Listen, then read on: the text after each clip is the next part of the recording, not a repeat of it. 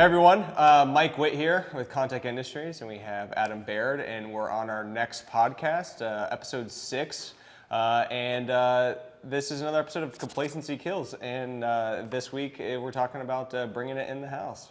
So what we wanted to come and talk about is more so from a business aspect, and kind of go through our journey briefly on where we were just a few years ago to where we are now, which is really moving from a model where we had a lot of our design and everything and sales efforts were out of Kontek headquarters, but a lot of our work manufacturing was outsourced to a host of different shops that we worked with over the course of a few decades. So now we've recently stood up a brand new manufacturing facility located here at the headquarters. We have awesome machinery and a great staff up there, and just kind of want to talk to Adam a bit about like what's really happened over the past few years, why we decided to do that, and talk about some of the hurdles that we've come across to get where we're at now, and what the payoff's going to be. So Adam, if you want, if you want to jump in and kind of talk about what we were doing a few years ago. So a few years ago, well, we could go back about a decade whenever I started.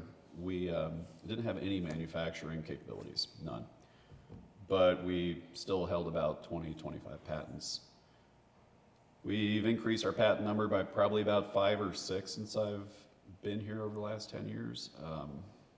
And as a result of that, we have a lot of products and a lot of IP that it's tough to send out somewhere. One, there's small runs, and shops don't like to do small runs. They don't like to do quantity 1, quantity 2.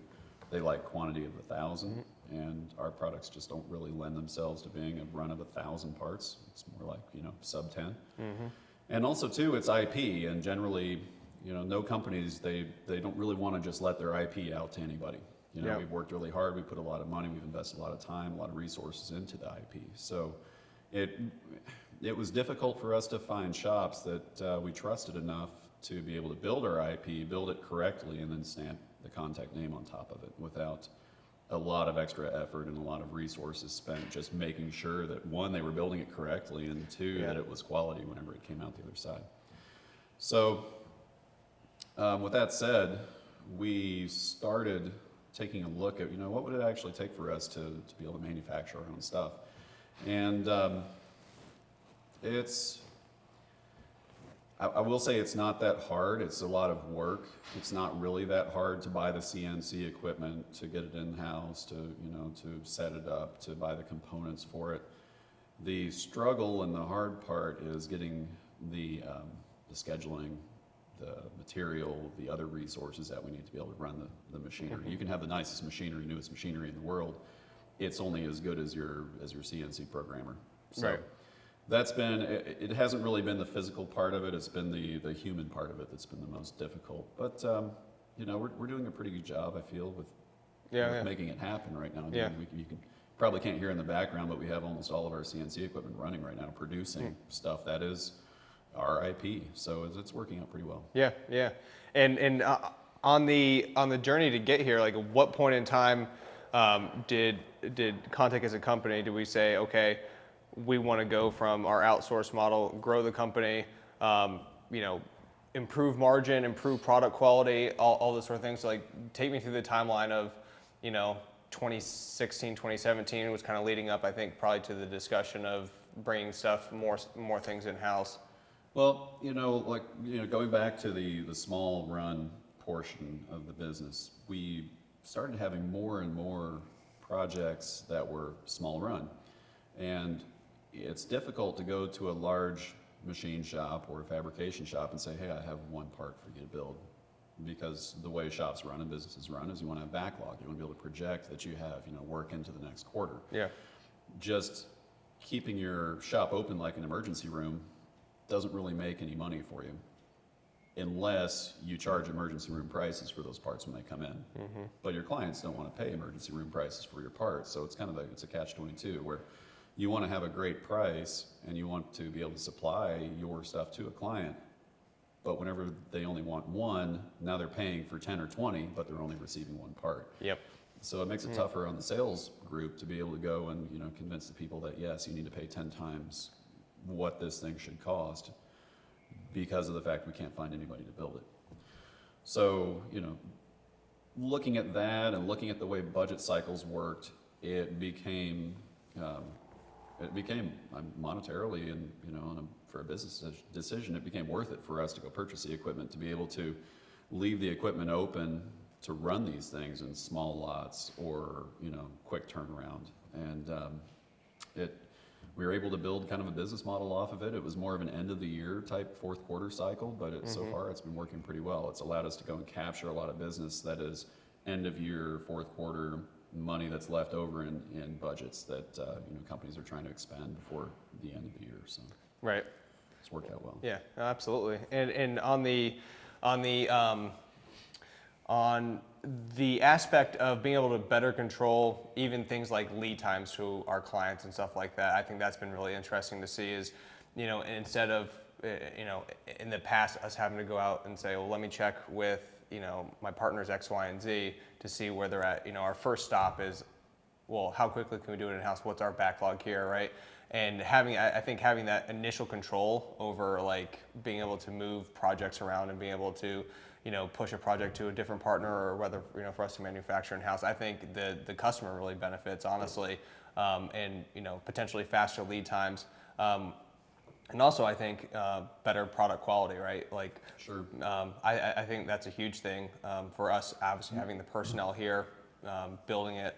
If we need to go look at something for a quality check or something, we're walking out back and not flying, across the Right, country. and almost every one of our project managers also knows how to write G code and create CNC files from the models that we design. So it helps that the guy who's designing it and knows the intent of the design is also performing the machining too. Because a lot of our guys, they wear multiple hats. Not only are they design project managers, but they're also now, some kind of machinists. I won't say they're fully trained and capable machinists, but they're pretty good at what they do. Right. They can 3D print, they can mill, they can turn, they can do a lot of different stuff.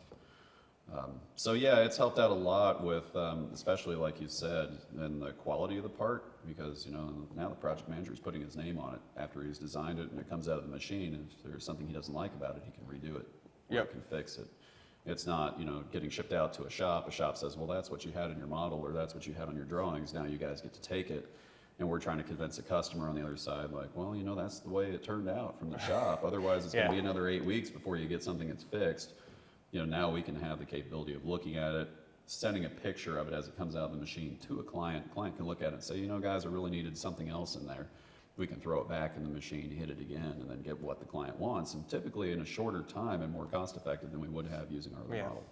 For sure. So, we've seen lead times drop from half a year sometimes in CNC shops to coming down to a matter of weeks for us whenever we can put them in our machines. Yeah, no, absolutely. Yeah, especially on the machining side and also just on our larger scale build, everything from the BREs and DFPs that we do is, what's pretty interesting about that is that, we're not taking another shop's lead time, tacking on our contingency as well as our quality check time and all that stuff to get to the customer. Now, really our biggest constraint is we have so much business coming in is making sure it's not that, a building or something like that takes 8 weeks, 12 weeks, 20 weeks, whatever the case is to really build. They're getting built in much shorter times, but the fact is that, given the capacity we have, we can move that, to where now our sales group has the flexibility to go to a customer depending on what our shop is and say, hey, this is our standard lead time. If you need it this quickly, we can absolutely turn it around for you. And we have the flexibility right here for yourself, Alec, other PMs, the guys in the shop to move things around and make that happen versus just trusting and hoping that another supplier will be able to do that for you. Putting in some overtime, doing some things like that. We can. It's always a lot easier to get your own people to commit to overtime than it is to go and have to beg a shop that may have 40, 45, 50 other jobs in there to try to get their guys on the holiday season to work OT for you. Yeah. That's a tough one. It's a tough ask sometimes. For sure. And so you touched on it a bit earlier, but what's the biggest hurdle? Because, think about it. We're, about 15 full-time guys up here in the front office, whether it's sales, project management, engineering, all that good stuff up here. So in that whole process, with that in mind, the startup of like just envisioning what the manufacturing facility is going to look like, right? To not only designing that shop, but then contracting out for it, to be manufactured, outsourcing, all the machines, purchasing those, bringing those in-house, getting those stood up. I mean, when you think about the whole process, it's a lot of stuff. So what would you put as like your top biggest hurdle in that whole process if you were telling another small to medium sized business that's looking to get into manufacturing, like, hey, these are some things you might want to take into consideration? So the biggest hurdle that we have is, it's kind of like what's your ultimate goal? Well, your ultimate goal of the business is to make money, and everything translates into money, whether it's scheduled time, resources, anything. It's money's at the top of the pyramid. With as far as problems, and I think it's the same, and I think a lot of people would agree with me, it's communication. I think communication is the toughest portion of drawing a big team together, because our team's getting bigger. Our team's getting bigger. We have more resources. We have more resources, not just physical resources. We have personnel resources that now we have several different groups that have to learn how to communicate with each other. They may have been from all different walks of life. They may have different forms or different ways they communicate. One's better than the others. We may be dealing with guys who have never really used email before that are, now they're having to use scheduling software. And so it's getting everybody on the same page and making sure that line of comms stays open. That's the most difficult part. Yeah. Okay. And what's the biggest positive outtake? Obviously, of the stuff we've already kind of touched on: lead times, quality. Better margin, reduced prices for our customers, all those sorts of things. What's your biggest takeaway in terms of, obviously the money aspect of it? What's your personal takeaway of like the number one positive thing? Like, man, I'm glad I did this because I love the fact that our customers can come out here and they can see something. They can see what's being built. They can see our products. We're not having to. We still use a lot of fabrication. We still have a lot of partners in fabrication. We have a lot of shops that we still contract parts out to. But chances are we have something in our shop. It may not be your product, but it may be a product that is very similar or identical to what you're buying. So it's great to be able to bring our customers out here and say, do you want to see a ball port? It may not be yours. It may be, a different power company or a different law enforcement group or something. But there's probably one on the mill right now that's being being hogged out that you can take a look at. Same thing with BREs and fighting positions. They may not be yours. You may not have even bought a BRE or a fighting position, but you can at least get the chance to go see it, see what the guys are doing, see our high-def plasma table running, see the way that our shop flow works out, and all the all the next level stuff that we've put in there, from our material management systems to our different asset management systems. We have everything all the way into bolt bins that measure the amount of weight and can calculate the quantity of bolts we have remaining inside that one bin, that then communicates back to the company that we have contracted to provide bolts to us, that then automatically reorders bolts. That way we don't have guys sitting around and waiting for fasteners and pieces like that. All the way down to, shop rags. It does the same thing with shop rags. We've really tried to bring it to a next level where we can make every hour of the day count for every person who's here. Yep, that's important. It really is. It's been a big game changer, and it's been, in my experience, it's been just night and day versus, just 2 years ago, how much we've accomplished in 2 years on that side of the house. And I think that even 2 years from now, what we have up there, I think things you touch on, I think the automation is going to grow. I think the amount of personnel we're going to have is going to grow. It's going to bring a lot of jobs, just to the local community. And I think all of this ultimately flows down to the customer. Better product, faster, cheaper, is constantly obviously what every business is trying to do, and that's what we're trying to accomplish here. And so just want to take the time today and talk about, again, for small, medium-sized businesses that are looking to go from a 1-2 man shop that does a lot of outsourcing to eventually growing that into something where you can start bringing things in-house, having a lot more control, hopefully making a lot more money doing it. So, but other than that, I don't have anything else. Do you have anything?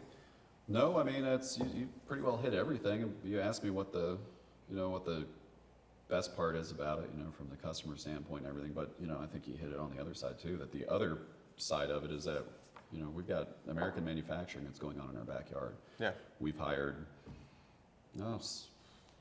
6 fabricators this year. We'll hire more by the end of the year. We'll hire another project manager by the end of the year. It just feels good to be bringing it back into the United States. Yeah. I mean, that's ultimately something too. That's what I'm proud of every day when I go home, is that we can look at, you know, what we've done, what we've built, what we've sold, and see that it translates into local guys feeding their families and having a place to come every day where they can work and build something they're proud of. Yeah, absolutely. No, that's great. And excited to be doing this. We'll be doing more podcast episodes. Once a month, we'll be getting one out, and we look forward to it. And if you guys need anything else, again, just hit us up on our website at kontekindustries.com or shoot us an email at info@kontekindustries.com, and we'll get you hooked up and hope to see you guys soon.